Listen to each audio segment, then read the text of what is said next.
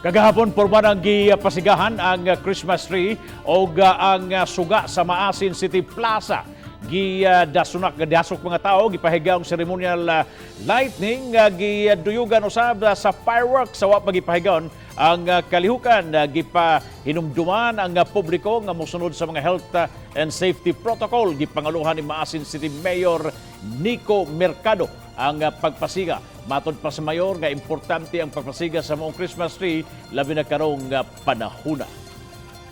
This will give us more hope, no, nga ning-agi ang mga panahon sa kalisod tungod ning COVID-19. Makita nato ang pagsiga, no, ma-feel nato ang Christmas